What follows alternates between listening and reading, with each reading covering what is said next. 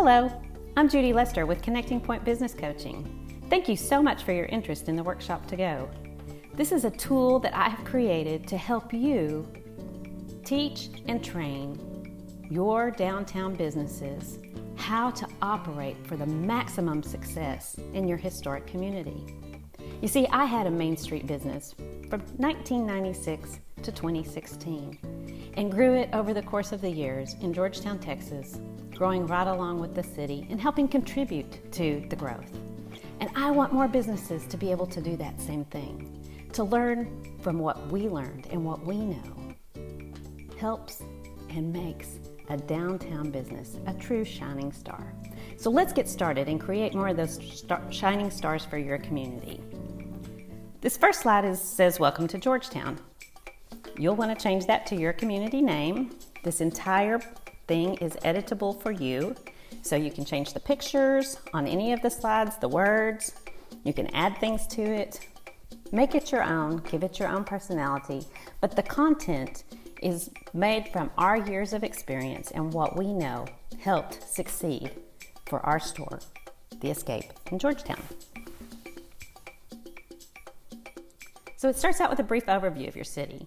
Just put in some highlights of where you've been, where you're going, what are the key points that people need to know.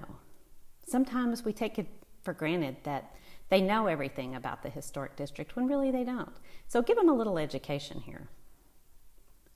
Next, tell them about the current statistics. These are helpful for planning and just to know what the positives are and maybe what the challenges are. Addressing challenges proactively can help people be prepared mentally and in planning to deal with them. So the more information that you can provide that might be of service to them, the better. Next, it's a great thing to jump into the annual events. Your current businesses, of course, will know and have experienced the annual events. So for new businesses coming in, this is really helpful to have that advance notice of what the closures might look like, staffing needs, how it could affect traffic, both positively and negatively. All the things that you've heard people either love or hate about events, address them. Tell what the events are, what they can expect, and answer questions. This is one of the most important slides in the presentation. What does it mean to own a business in a historic downtown? It's not the same as a mall. People aren't just really on the hunt for an item, and they're not really in that mode of a mission of shopping. They're there for an experience, to experience Americana at its finest. And they want to connect and feel that personal service and that hometown feel. And each business has the opportunity to create that. Each person they come in contact has the opportunity to create that. And so putting out that connection and even how they felt the first time they came into the downtown, what it was that drew them there, and talking about that and how you want to create that feeling every day in everything you do is an important lens to run your business model through. Once you've really got that solid, you want to address the physical and mental barriers that come up. There's so many common struggles that have to be worked through, and they do just need to be worked through, and with determination that it is reality. Sometimes the streets and sidewalks are going to be closed, and there's going to be improvements put in. But seeking ways to work around them, knowing that they're short term, it won't last forever, is so important. The same thing with the mental barriers, the ebb and flow of business and traffic and revenue. That can be very draining and hard for businesses. So helping them understand that when it seems like there's no feet on the streets, they have to take control and figure out how to get the feet on the street there. What events can they create? What things can they do? How can they partner with a local business to create something that makes people want to come downtown? Being, again, focused on what they control and not what they can't, so that they can experience the best possible success even when barriers exist. Another barrier that can be seen as seasonality. Those summer hot times hit and people want to be walking around downtown. So being aware of that and knowing that they need to plan for the best and prepare for the worst, because business is not predictable. If you close early today because nobody's been in, you may miss the opportunity of having that person who pulls up 30 minutes after you close who is ready to spend $500,000 in your store. Some amount that really would make your day. You just don't know. And that's hard, and it is mentally draining, but it's worth it to stick it out because those financial rewards come. And then also part of the seasonality is helping them understand how to plan financially, to have a cushion for the lower months, and that will help prevent those panic attacks and the fear of quick failure because they just weren't expecting those downturns. Next really ties back to that earlier slide, that you are an ambassador for the city. You want to create a feel for the city that makes people go, wow, I love this. So helping them understand how their staff and themselves, everything that they say reflects not only on their store, but also the city.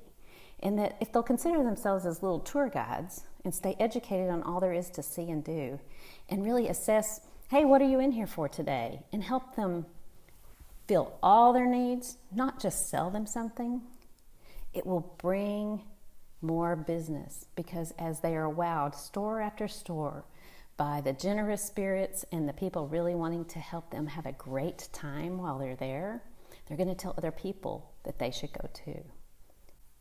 Collaborating in community.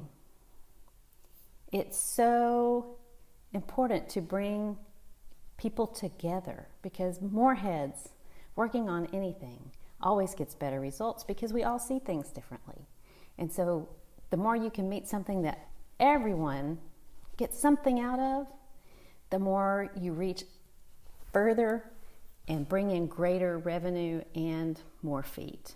So being aware of businesses, products, and services, and trying to get complementary things so that it provides as a whole more selection and more variety of things to do for visitors to enjoy.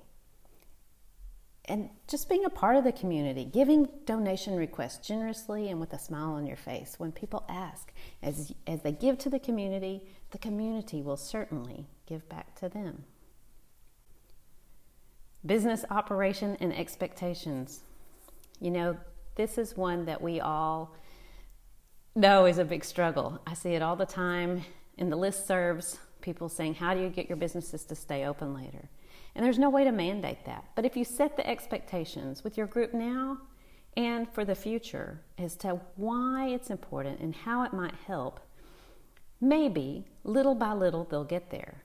And so when you create a more cohesive and positive experience for the visitors by having reliable shopping hours, it sets you apart as a viable shopping district.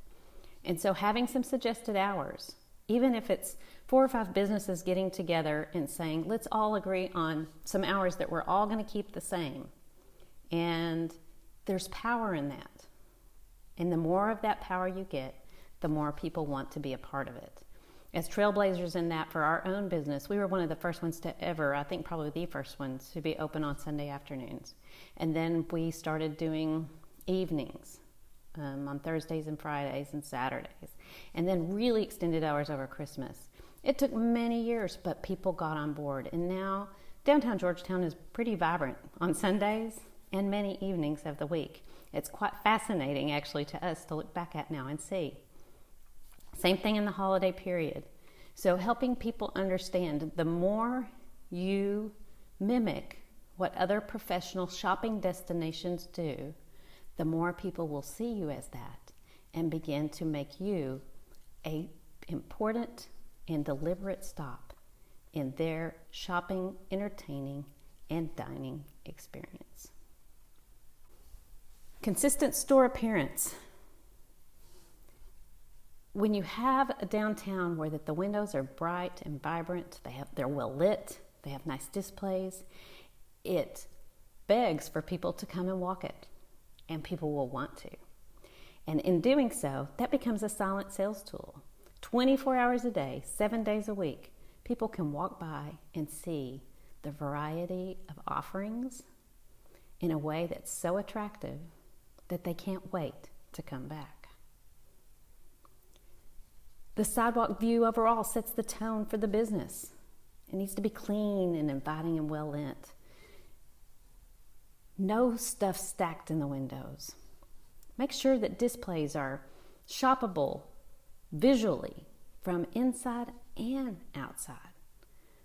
Because again, you're having so many people who walk up and down those streets every day that what they see as they walk by is either going to lure them in or it's just going to be something that they don't even notice. Which do you want it to be? Negative messaging. This is one I'm always shocked about when we do travels around to the downtowns. Negative messaging just sends a negative vibe. When you say no, that's a stop. You want to say yes. So evaluating what messages are you sending your customers? No, no, no. Is that what you want your customers to think? Want to be yes, yes, yes. We take all kinds of money. We allow your pet if it's well behaved. We are here our consistent hours, not just when we decide we're going to do something different. Give that professional message. And that's all part of communication. Professionally represent your business at all times. It's important to always present your business in the most positive way, not only physically by how you've set it up, but also in how you talk about it. Customers are reluctant to buy for businesses they perceive are struggling. That doesn't mean you lie, but it doesn't mean you tell them all of your financial woes or how you've been burdened by the construction going on or how you're barely hanging on by your toenails. Pity buys are not ones that are going to be returning customers. Focus on what's going well. Consumers confidently support confident businesses. And when things are not going well, again, figure out what I can do to generate more traffic, more income, more ways to engage people in my business. Complaining usually will result in a quicker decline. Keep in mind, positive owners and positive employees almost always equals return customers. And when you have return customers, yes, it's the best free marketing. Service that excels. When you approach service with the one goal that everyone wins, everyone really does win. Because if you don't have it, but you send it to the business 2 doors down and they do, yes, that business gets the sales for the day.